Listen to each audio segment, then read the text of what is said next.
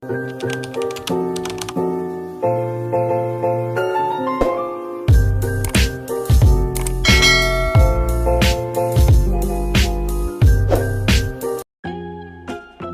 gadis durhaka yang sombong. Wah, panas sekali. Ternyata cukup jauh perjalanan yang aku lalui. Semoga di depan sana aku menemukan pohon itu.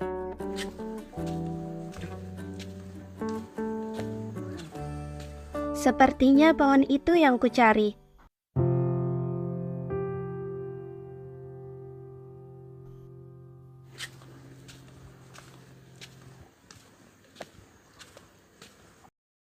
Selamat siang, Pak. Benarkah ini pohon yang berumur ratusan tahun itu? Ya, benar sekali. Dan aku adalah penjaga pohon ini. Syukurlah, akhirnya aku menemukan pohon ini. Ada apa? Dan apa yang kau inginkan? Aku sangat tertarik dengan kisah dari pohon ini.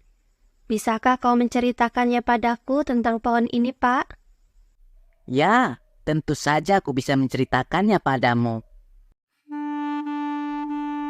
Pada zaman dahulu kala, tepat di pinggir hutan, terdapat suatu rumah tua milik seorang janda miskin bernama Maijah bersama anak gadisnya yang bernama Siti. Siti adalah anak yang sangat manja. Sedari kecil, apapun kemauannya selalu saja dituruti oleh orang tuanya. Sehingga ketika dewasa ia menjadi anak yang selalu mengandalkan ibunya. Ia tidak peduli seberapa sulitnya sang ibu menuruti setiap kemauannya. Oh, cermin ajaib. Siapakah wanita tercantik di bumi ini? Tentu saja kau, Siti. Hanya pangeran kerajaan saja yang pantas menikah denganku.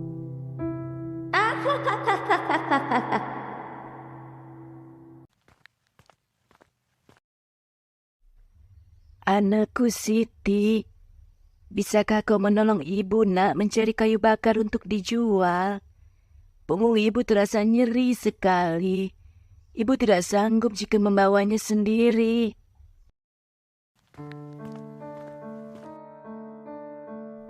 Mengapa ibu selalu saja tiba-tiba masuk ke kamar? Seharusnya ibu mengetuk dulu pintu kamarku. Aku tidak bisa, Bu.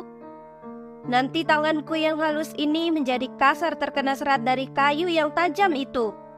Lagi pula, bukankah ibu sudah biasa mengambil kayu bakar sendirian? Tapi nak, Sekali lagi aku katakan, aku tidak mau. baiklah nak.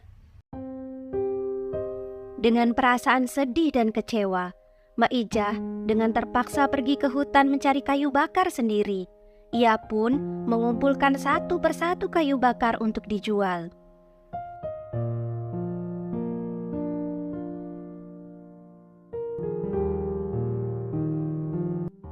Duh, musim hujan sudah mulai datang. Kayu bakar mulai sulit dicari. Ditambah lagi punggungku mulai sakit-sakitan seperti ini.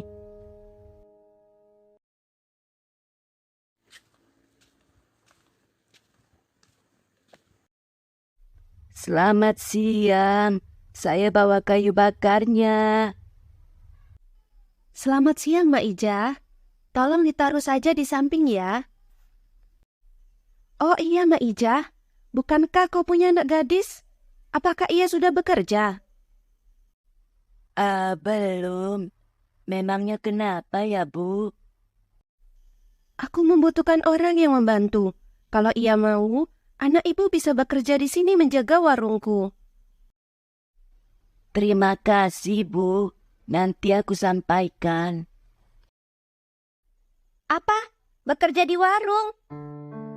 Tidak salah ibu mengatakannya padaku. Bagaimana jika nanti kulitku ini tergores?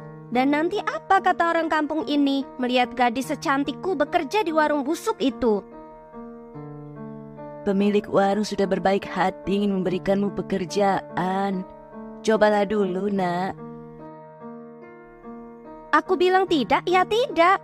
Bekerjakan kewajiban ibu sebagai orang tua. Baiklah jika kau tidak ingin bekerja. Tapi paling tidak bantu ibu untuk mengurus rumah ini, nak. Mak Ijah termenung, memikirkan sikap anaknya yang keras kepala. Ia merasa menyesal sudah terlalu memanjakan Siti sedari kecil. Hingga ia dewasa, Siti tumbuh menjadi gadis yang sombong dan angkuh, yang hanya memikirkan kepentingan dirinya dan penampilannya setiap hari. Mak Ijah sangat mengkhawatirkan masa depan sang anak jika kelak ia sudah tiada.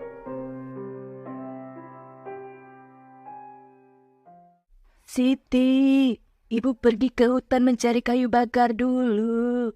Tolong beres-beres rumah ya, nak.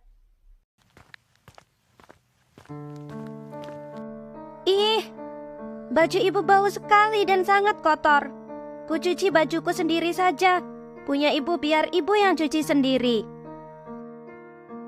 Ini juga jorok sekali. Kenapa ibu habis masak tidak langsung dicuci sih? Merepotkan saja. Kalau begini terus, tanganku bisa keriput seperti nenek-nenek.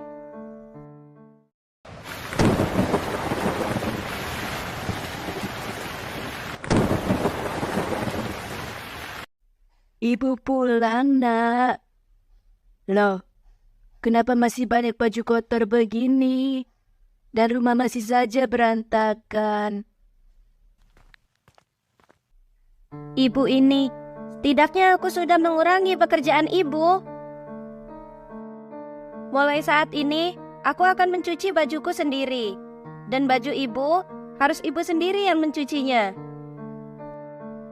Dan sekarang aku lapar, karena seharian aku beres-beres rumah. Ibu pulang bawa makanan kan? Ibu hanya bisa membeli singkong, nak. Tidak apa-apa ya. Masa putri cantik sepertiku hanya makan singkong saja? Bagaimana jika badanku menjadi kurus kering? Tapi, nak, uang ibu tidak cukup membeli beras. Ya, aku tidak mau tahu. Kalau perlu, ibu kan bisa meminjam uang saja. Pada keesokan harinya, mereka berdua bermaksud pergi ke kota untuk meminjam uang dan membeli beras kepada Dato' Amar dengan berjalan kaki. Nak, tunggu ibu, nak. Banyak tanah becek yang berbahaya jika dipijak. Cepatlah, Bu. Kalau tidak buru-buru, nanti keburu malam dan hujan. Mak Ijah pun berjalan dengan hati-hati sepanjang jalan. Sampai akhirnya mereka tiba di kota dan sampai di rumah Dato' Amar. Ayo kita masuk, nak. Kita temui Dato' Amar. Aku tidak mau. Kalau untuk berhutang, ibu saja sendiri. Baiklah kalau begitu. Kau tunggu di sini sebentar ya. Tanpa sengaja, datanglah seorang teman Siti dan menghampirinya. Hai Putri Siti, sedang apa kau di sini? Aku sedang mengantarkan pembantuku membeli beras.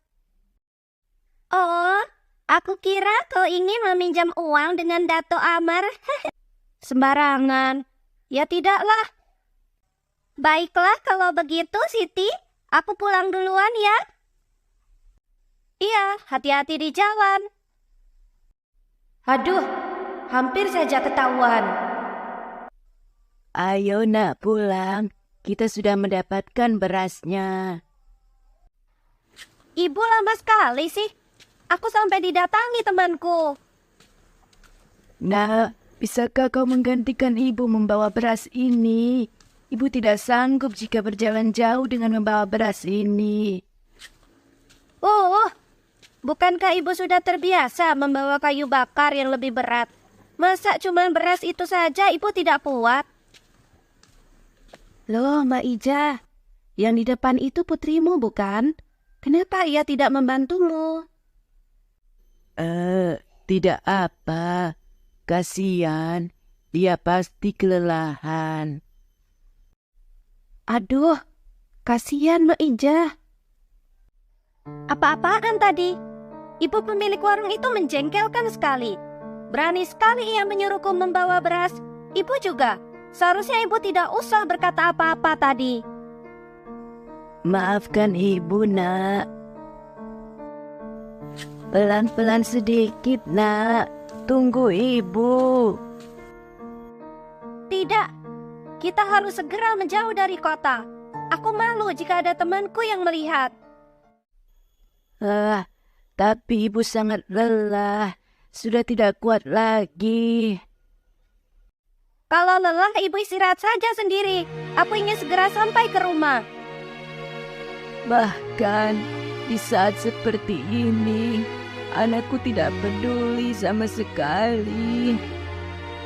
Ayo, Bu. Sudah cukup istirahatnya. Nanti keburu malam. Iya, nak.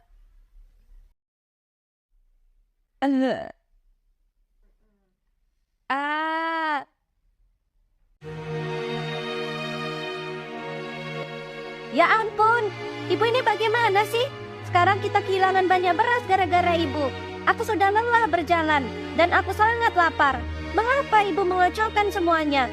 Aku tetap mau makan nasi. Bagaimanapun caranya, ibu harus bertanggung jawab. Mak Ija terenyuh hatinya. Meski ia sampai memelas untuk meminta istirahat sejenak, anaknya tidak peduli sama sekali dengan keadaannya dan terus saja berkata kasar kepada ibunya yang membuat Mak Ija semakin sedih dan kecewa. Ia pun berdoa kepada Tuhan, meminta agar Siti berubah menjadi anak yang berguna bagi orang lain. Ya Tuhan, aku mohon ubahlah anakku agar menjadi anak yang berguna bagi orang lain. Izinkan dia menjadi anak yang baik. Hamba sungguh tidak sanggup melihat sikapnya yang sungguh keterlaluan. Seolah Tuhan mendengar doa Mak Ija. Tiba-tiba hari mulai gelap dan hujan pun turun dengan derasnya. Oh tidak, mengapa hujan deras begini? Bajuku jadi basah dan kotor. Siti berlari kehujanan meninggalkan ibunya di belakang agar ia cepat duluan sampai ke rumah. Hingga ketika ia berlari, ia tersandung sebuah batu dan terperosok jatuh masuk ke dalam tanah lumpur yang membuat tubuhnya perlahan-lahan masuk terhisap ke dalamnya.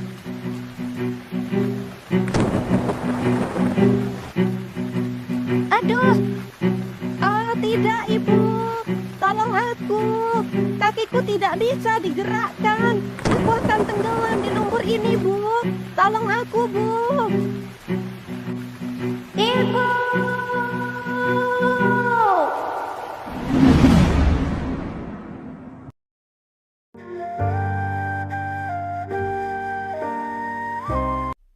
Siti, maafkan ibu, nak.